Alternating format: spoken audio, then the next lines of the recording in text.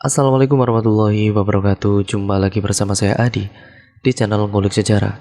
Dan pada video kali ini saya akan kembali lagi membacakan salah satu kisah yang datangnya dari narasumber yang kali ini ditulis lagi oleh Manavila. Cerita pada kali ini merupakan dilema pemilik ilmu pelet. Jadi bagaimana ceritanya? Kita langsung saja menuju ke ceritanya. Perhatikan dan simak baik-baik karena ceritanya akan segera saya mulai.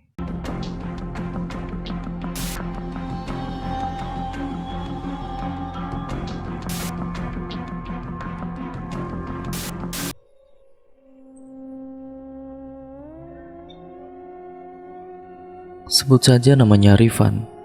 Usia Rifan sekarang sudah 25 tahun. Ia tinggal di kota Bandung. Sejak SMA Rifan memang tertarik dengan dunia supranatural, khususnya dengan ilmu-ilmu yang berbau klinik. Di mana waktu itu teman-teman sebayanya umumnya mengisi kegiatan seperti main band, futsal, eskul basket, taekwondo, dan lain-lain. Sementara Rifan justru lebih tertarik dengan kegiatan yang bisa dibilang tidak pantas dengan usianya saat itu.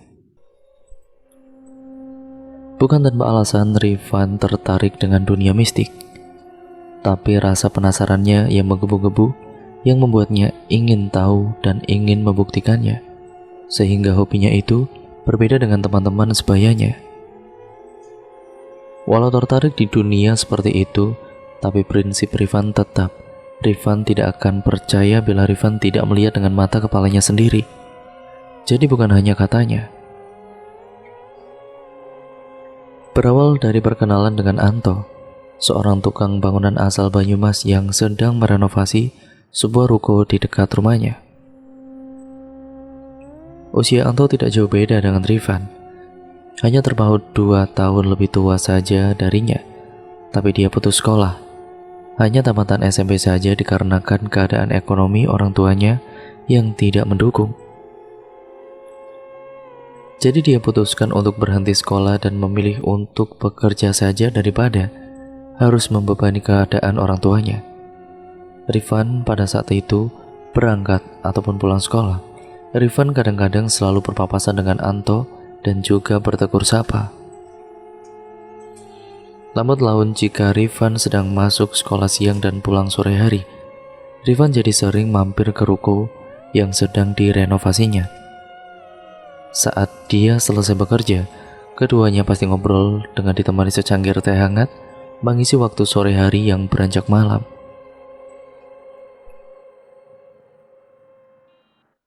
Hari ke hari selalu begitu, dan mereka berdua pun jadi bertambah akrab dan lebih saling mengenal satu sama lain.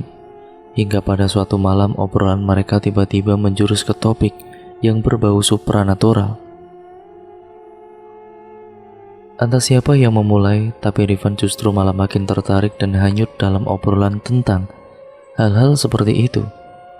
Dan Rifan pun kemudian maklum walaupun Anto masih muda, tapi dia tahu sedikit banyaknya tentang dunia seperti itu yang mungkin di daerah asalnya masih kuat hal-hal seperti itu. Sampai pada ujungnya Anto bertanya kepada Rifan, "Van, kamu percaya nggak pada ilmu-ilmu klinik atau dunia mistik? Pelet misalnya?" Gimana ya? Ya percaya nggak percaya sih. Cuma pernah dengar saja, tapi nggak pernah ngelihatnya secara langsung. Jadi ya masih simpang siur, jawabnya sambil bercanda. "Kalau aku bisa membuktikannya di depan kamu gimana?" Tanyanya lagi. "Boleh kalau begitu. Kalau memang terbukti di depan mata kepalaku secara langsung dan berhasil, aku pasti akan percaya 100% bahwa ilmu-ilmu seperti itu memang ada," ujar Rifan dengan mantap. Lalu Anton pun merencanakan waktu dan juga hari pembuktiannya nantinya kepada Rifan. Rifan pun tidak sabar menunggu waktu itu tiba. Hari yang dinantikan pun tiba. Rifan dan Anto sepakat untuk iseng-iseng pergi ke sebuah taman dan kemudian duduk mampir di barisan pedagang kaki lima yang ada di depan taman itu serta memesan 2 gelas kopi hitam. Duduk di depan kedai kopi, Anto celingak-celinguk memandang ke sekeliling pedagang, dan tidak lama senyuman terkembang di wajahnya. Dia lalu bertanya pada Rifan, "Van, kamu lihat dua cewek yang sedang duduk di meja gede makan paling pojok sana nggak?" "Oh iya, aku lihat. Kenapa emangnya?" tanya Rifan penasaran. Dan memang Rifan lihat di meja pojok itu ada dua orang wanita ataupun cewek lumayan cantik-cantik yang sedang asik mengobrol sambil menikmati makanan di mejanya.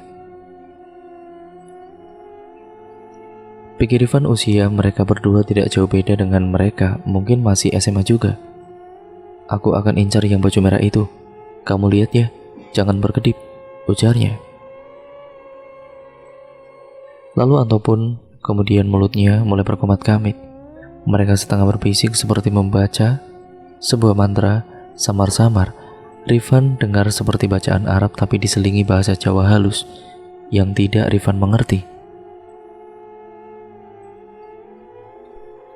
Sedangkan matanya tidak berkedip, memandang tajam dan lurus ke arah cewek yang berbaju merah yang masih terus asik mengobrol dengan temannya itu.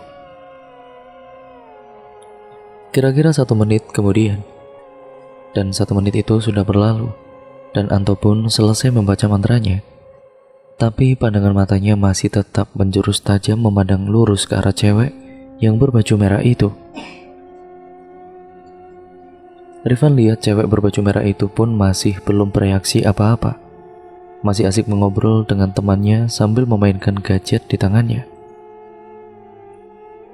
Tidak beberapa lama, secara tiba-tiba cewek berbaju merah itu pun menoleh ke arah Anto dan beradu pandang dengannya untuk beberapa lama.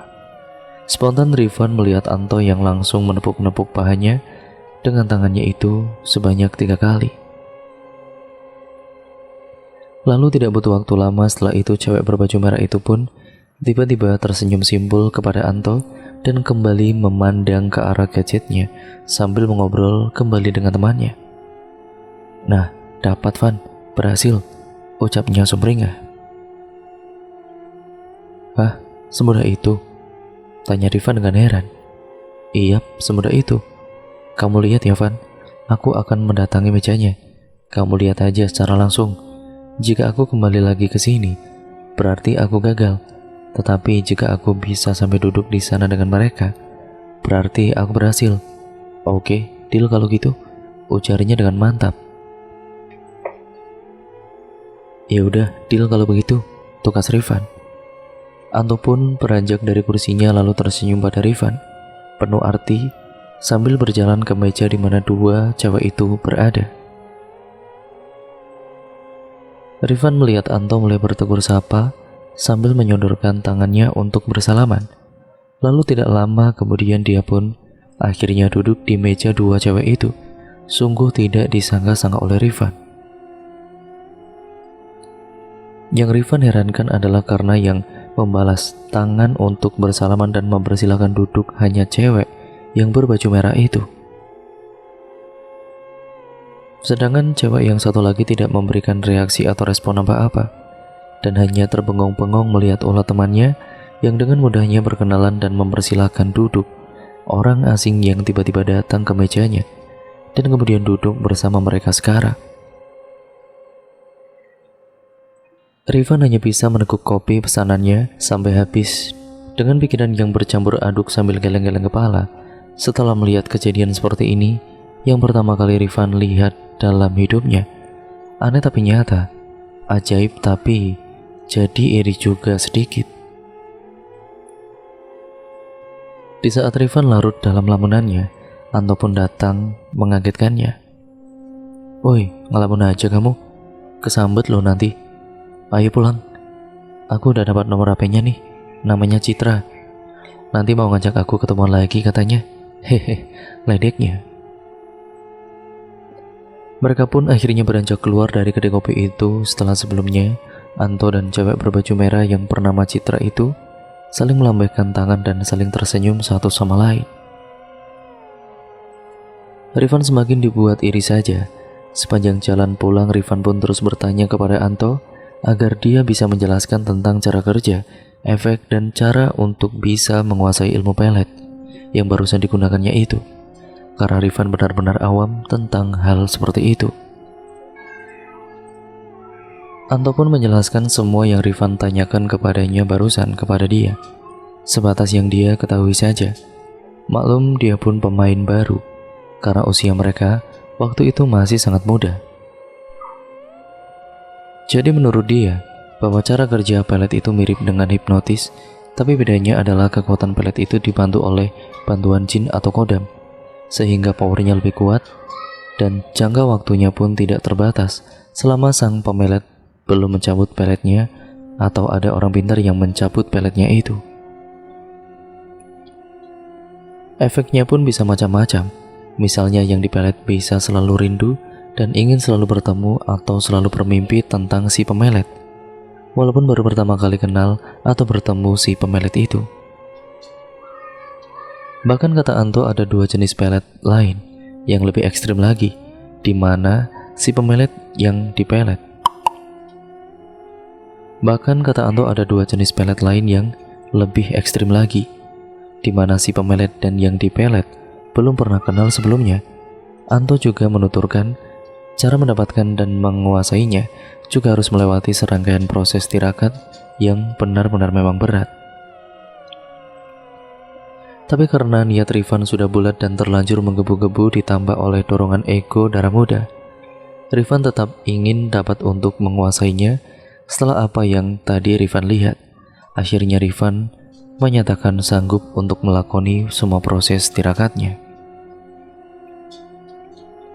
Tapi sayangnya Anto tidak bisa untuk mengajar dan membimbingnya, karena Anto mengamalkan ilmu pelet yang hanya bisa dipakai sendiri, bukan untuk diajarkan atau diturunkan kepada orang lain.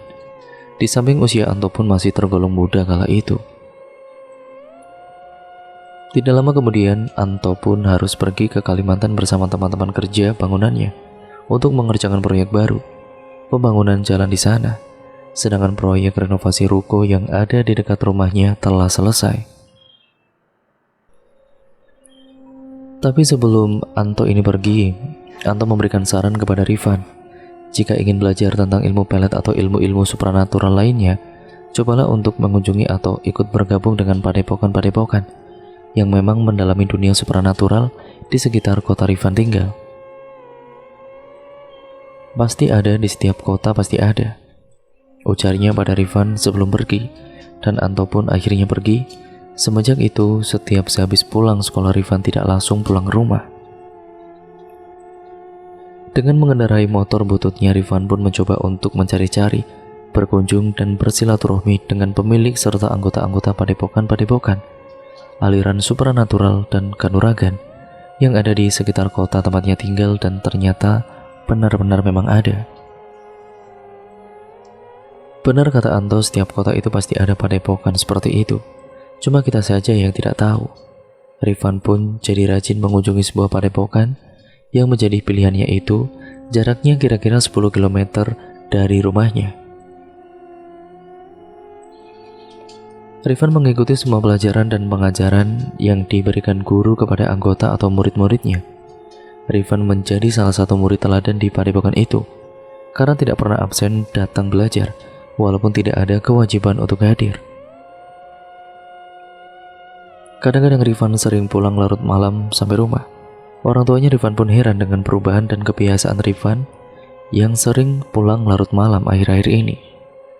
Tapi Rifan selalu berkilah bahwa ada kegiatan ekstrakurikuler di sekolah sampai malam. Akhirnya tidak sampai 2 tahun Rifan pun sudah bisa menguasai ilmu pelet setelah melewati segala lika-liku dan tirakat yang tidak mudah. Hingga Rifan harus sampai absen sekolah hingga hampir 3 minggu lamanya. Kendati begitu, Rifan akhirnya berhasil juga setelah perjuangan berbulan-bulan tekun belajar di padepokan tersebut. Walaupun cara menggunakannya ataupun cara menggunakan peletnya itu berbeda dengan pelet yang digunakan Anto dulu, tapi inti tujuannya adalah sama. Tidak tanggung-tanggung, percobaan pertama Rifan adalah mencoba memelet primadona sekolah di SMA-nya. Sebut saja namanya Kinan. Walaupun reaksinya agak lama, kira-kira hampir seminggu, tapi akhirnya Kinan bisa Rifan dapatkan dan jadi pacarnya. Akan tetapi banyak juga teman-temannya yang ada di sekolah yang merasa janggal bahwa Rifan bisa mendapatkan Kinan. Pasalnya Kinan ini adalah bintang di sekolah, paling cantik di sekolah, smart dan agak judes dan pilih-pilih dalam berteman, apalagi kalau memilih untuk menjadi pacarnya. Jordan saja yang notabene itu adalah seorang ketua ekskul tim basket di sekolahnya yang punya wajah tampan, bodi tinggi atletis, kulit putih, anak gaul dan kaya raya saja, belum tentu bisa mendapatkan Kinan. Secara logika mana mungkin anak cupu tidak populer, tampang pas-pasan dan bermotor butut seperti Rifan bisa jadi pacarnya Kinan? Persetanlah, pemenang tetaplah pemenang, egonya berkata. Semenjak itu Rifan pun tiba-tiba malah menjadi salah satu siswa yang populer di SMA-nya. Bukan karena prestasi belajarnya, tapi karena Rifan berhasil mendapatkan hatinya Kinan, sang primadona sekolah. Akhirnya dengan ilmu pelet yang ia miliki hingga Rifan lulus SMA, kuliah sampai bekerja, Rifan selalu gonta-ganti pasangan atau pacar. Walaupun sering bergonta-ganti pacar, tapi Rifan tidak pernah keluar jalur, sewajarnya saja. Tidak pernah sekalipun Rifan ini sampai bersinah, karena otaknya masih waras untuk tidak melakukan hal seperti itu. Rifan masih ingat kedua orang tuanya. Di samping selama itu pula kadang-kadang Rifan sering bermimpi didatangi oleh sesosok pria berwajah rupawan dan berpostur kekar dengan mengenakan setelan pakaian mirip tokoh Aladin. Tapi dalam mimpi itu, tidak pernah mereka berbicara sepatah kata pun satu sama lain. Rifan ini berpikir, mungkin dia adalah sosok sebangsa jin atau kodam yang mendiami ilmu pelet yang Rifan miliki ini. Ya mungkin, tapi biarlah. Rifan juga tidak merasa terganggu sedikit pun olehnya. Seiring dengan berjalannya waktu, sampailah Rifan pada titik nadirnya.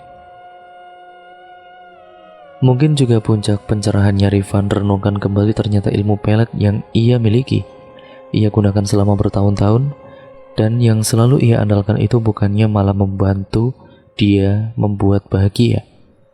Dalam arti kata bahagia yang hakiki, tapi yang ada hanyalah kepalsuan dan kehampaan. Ya, jelas kepalsuan, kehampaan yang berkedok kebahagiaan semu. Selama bertahun-tahun di mana sejatinya cinta sejati adalah murni datang dari hati kedua insan manusia yang sedang jatuh cinta dan saling mencintai satu sama lain. Bukan cinta dua anak manusia yang salah satunya harus dipaksakan secara makhluk halus dengan memanipulasi ilmu pelet, seperti cinta tapi bukan cinta yang sebenarnya. Intinya adalah secara sadar hanya satu pihak yang mencintai sedangkan satu pihak lagi hanya permainan, hanya cinta hasil manipulasi. Hidupnya Rifan selama mempelajari ilmu pelet pun tidak tenang. Ia selalu merasa was-was dan gelisah setiap malamnya. Apalagi sosok laki-laki yang datang di alam mimpinya selalu memberi tanda yang sulit dimengerti oleh Rifan. Akhirnya saat usia Rifan menginjak 25 tahun, Rifan memutuskan untuk tidak menggunakan ilmu pelet lagi dan meminta gurunya untuk mencabutnya saja. Dan terbukti tanpa ilmu pelet pun dengan modal rasa percaya diri dan attitude yang baik, Rifan bisa mendapatkan pasangan kembali. Malah akhirnya Rifan dapat menemukan cinta sejatinya yang sekarang telah menjadi istri dan ibu dari anak-anaknya, dan merasakan bagaimana rasa cinta yang sesungguhnya tanpa dimanipulasi, cinta yang murni yang berasal dari dua hati yang menyatu menjadi satu. Lagian jodoh tidak akan lari kemana, kita hanya perlu sedikit berusaha karena bahagia adalah nyata, bukan hasil rekayasa. Dan akhirnya cerita pun selesai sampai di sini ya teman-teman. Berikut merupakan pengalaman kisah nyata yang dialami oleh narasumber yang telah mengirimkan pengalamannya kepada kami, yang ditulis oleh Mbak Nafila ya teman-teman, yang merupakan salah satu tim dari channel Ngulik Misteri. Nah, begitulah pengalaman narasumber dengan menggunakan ilmu peletnya semasa hidupnya. Dan akhirnya dia mencabut lagi ilmu pelet itu karena dia merasa bahwa itu semua tidak ada gunanya. Nah, bagaimana menurut kalian kisah pada kali ini? Kalian tulis komen kalian di kolom komentar ya teman-teman. Dan jangan lupa untuk kalian like, komen, dan share video kali ini sebanyak-banyaknya agar channel ini menjadi channel yang jauh lebih baik lagi ke depannya. Dan terima kasih atas dukungan kalian selama ini, kurang lebihnya mohon maaf. Apapun pembelajaran yang baik ataupun buruk yang berada ataupun yang terkandung dalam cerita pada kali ini, semoga kalian bisa memetik hikmahnya.